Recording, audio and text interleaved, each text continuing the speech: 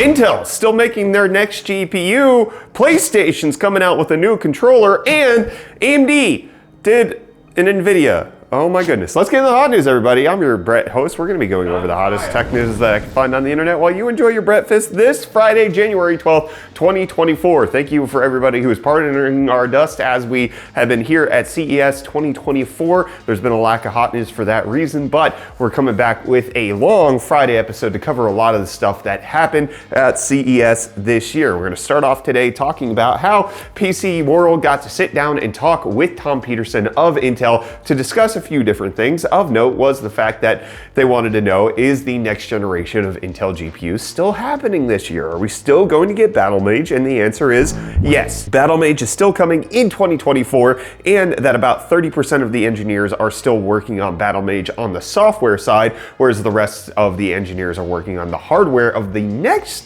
generation known as Celestial. The reason they're doing this is because Battlemage is already in the testing facilities, and it's just software that needs to be transitioned. Why are you still sucking on that?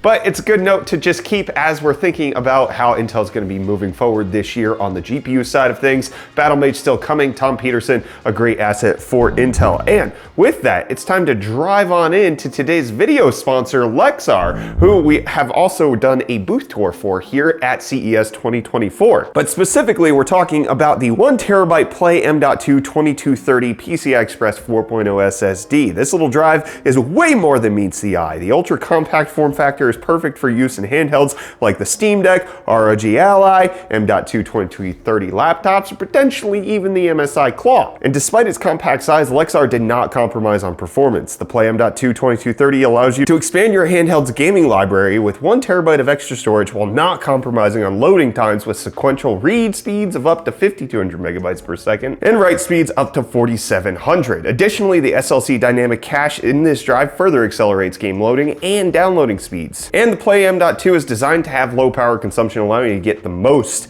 out of your handheld's battery life. So if you're looking to add some extra games to your gaming handheld, get a higher end SSD for it, you can check out the Lexar Play M.2 2230 PCI Express 4.0 SSD at the link in the video description. Big thanks to Lexar for sponsoring today's episode of Hot News and being one of our key partners here at CES 2024. We are literally using their SD cards to record this episode right now. And you might be using a new GPU in your rig right now because there's been a lot of GPU announcements here at CES 2024. The Super Series launch did happen, and we got the 4080 Super, we got the 4070 Tisper, and the 4070 Supper. And these all came in at the price points that was roughly rumored before everything happened. The 4080 Super got a price drop down to $999. The 4070 Tisper stayed at $799, and the 4070 Super came in at $599, whereas the 4070 is still going to stick around at $549. And roughly all of the numbers line up with all of what the rumors were indicating, which is that the 4070 Super is going to be the biggest leap, coming in at roughly 10% faster than the 4070. The 4070 Tisper is going to come in at around 10% faster than the 4070 Ti, and the 4080 Supper is coming in at around 5% faster, but again with a significant price drop of $200. It's going to be very interesting to see where AMD competes with the 7900 XTX now that the 4080 Super will likely go very closely toe-to-toe with that card at the exact same price. But now the 4080 Supper comes with a gorgeous matte black design. I really like it. So I'm curious to see how AMD's gonna fight back on that front, but NVIDIA kind of dealing out everything that we expected from them here at CES 2024. They did also announce to several different media outlets that the RTX 4080 and 4070 Ti have been officially discontinued. The 4070 is staying on, as I mentioned, at that reduced price point, but those other cards are being dropped out of the lineup. And what's being added into the lineup, which you can already see in our Intel dedicated video right up there, where I got hands-on time with the MSI Claw, that officially got unveiled. I haven't had time to talk about it here in its full unveiled details here on Hot News, so we're gonna do that right now. This thing is powered by Intel's Arc graphics. It's got the Core Ultra 7 155H processor. That's up to, it actually also comes with the Core Ultra 5. It's a 7-inch 1080p 120 Hertz screen, 500 nits. It's very close in most specs to the ROG Ally, and it also is roughly the same form factor as the ROG Ally. However, it is a bit different. But one of the biggest upgrades is that it does have Hall effect triggers and joysticks to make sure that it's not going to have stick drift. And one of the benefits of it using Intel architecture is that it's going to support Thunderbolt 4. MSI says that it's gonna come out in the first half of this current year. Probably, if I had to guess, if they say first half, that means like CES is the time frame we're gonna see it. But as mentioned, it can be the Core 5 Ultra or the Core 7 Ultra. It's gonna come with 16 gigabytes of LPDDR5 6400 megahertz RAM, and it's gonna have either 512 or 1 terabyte of capacity. Now, I did expect that this thing would be pricey, but it turns out to not be that way.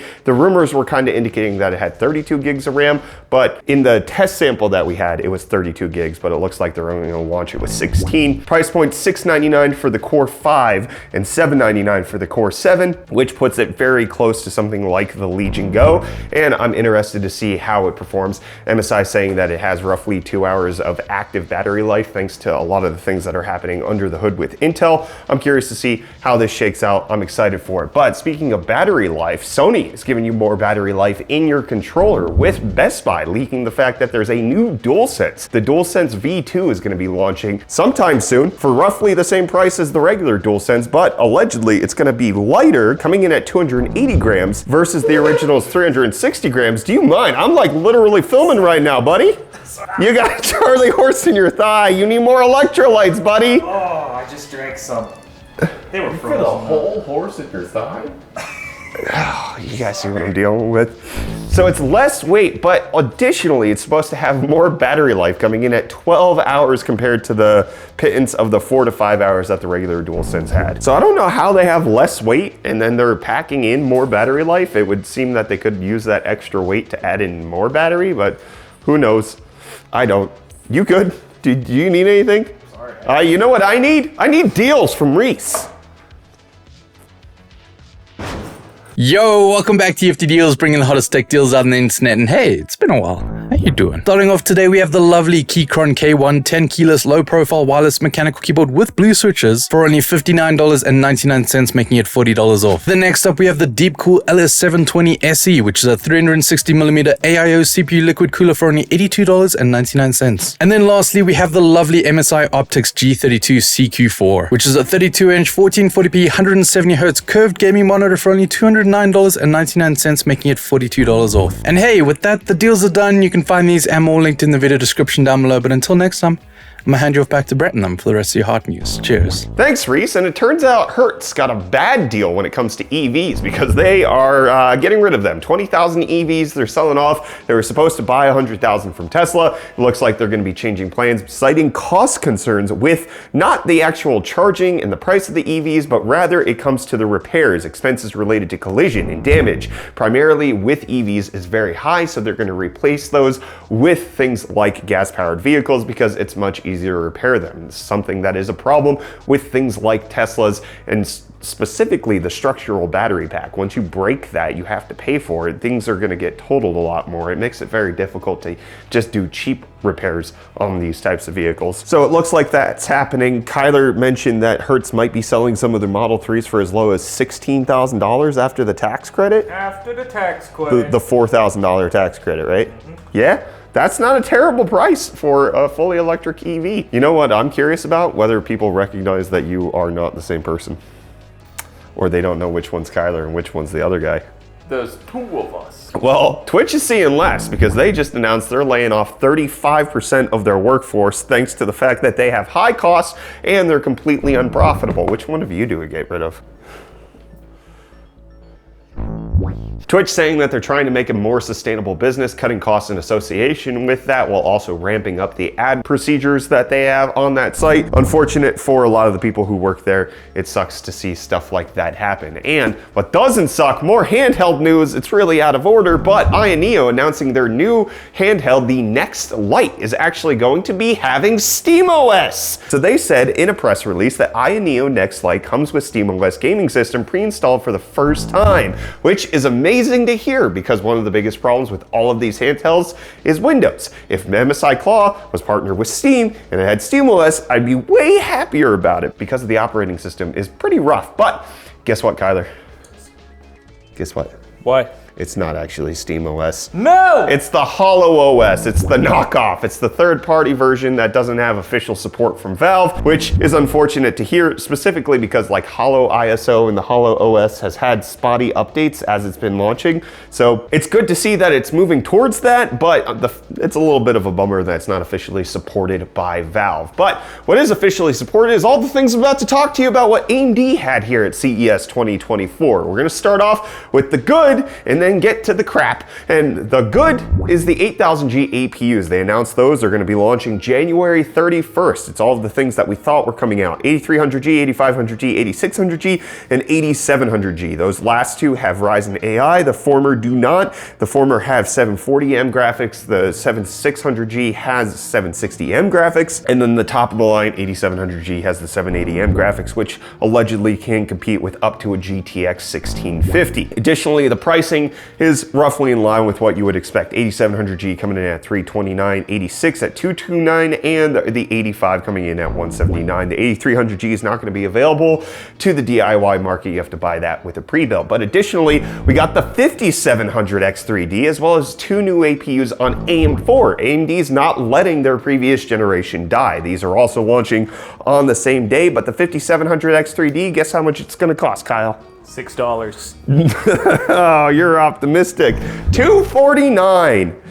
Which, All right. yeah, that's not bad, especially once it goes on sale for $199 or below. That's gonna be really, really good. I like to see that happening. It's good to see AMD support the things that they launched in the past. The other GT chips are gonna be roughly the same as other chips that have come out. Another good thing AMD announced is Fluid Motion Frames is coming out of its preview drivers. No longer going to be in beta, so you can get that frame interpolation to get faster FPS on January 24th. That is the same day they're gonna be launching something else, which we'll talk about in a second. But AMD believes that they have a clear advantage over NVIDIA, specifically on the software side when it comes to driver-based interpolation, and that they think that they have an upper hand against Team Green. They also showed off Fidelity FX Super Resolution for videos. So this is going to be something that's going to allow you to upscale your YouTube videos or your things that you're watching in Chrome. NVIDIA already has something like this called RTX Video Super Resolution.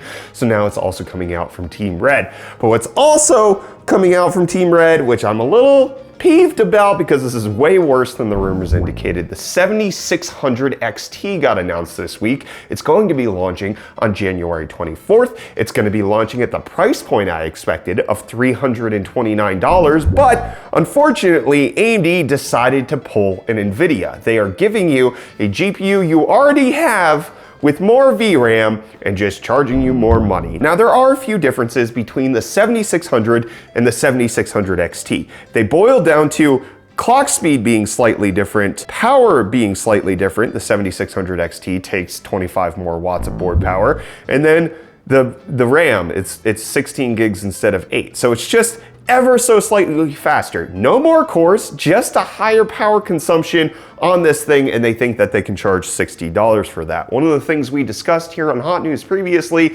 was the idea of why would AMD be okay to give 16 gigabytes of VRAM to a mid-tier card, but NVIDIA isn't. And I said, well, that's because NVIDIA charged $100 for that extra VRAM. If AMD gives you more cores and more VRAM, they're better. But no, AMD did what, unfortunately, I've kind of come to expect. You get your hopes up because you're like, this would be the right good thing to do for the consumer, and then they just never get there. That's exactly what happened. And specifically, if you look at their comparison benchmarks, they never show the games being compared with FSR off. You can see on this left-hand side, all of the 1080p testing between the 7600 and the 7600 XT is with FSR on. They also compare it to the 2060, which like for $329, you can compare it to the 4060. Okay, AMD. And then additionally, they show it at 1440p max settings, the 7600 XT card that everybody's buying to run at 1440p max on Starfield with FSR2. This is NVIDIA level bad. This is frustrating. This is not the card that the rumors were indicating, nor is this the card that I think very many people really wanted. They didn't compare this to the 7700 XT at all. They didn't compare it to the equivalent NVIDIA card. We'll see how benchmarks hold up, but this does not appear to be an exciting release from AMD. But I'm released from talking about the news, so let's get into the comment response. Kyle, you got any comment about how Hot News was? sucked. Thank you. How about you? It's fine.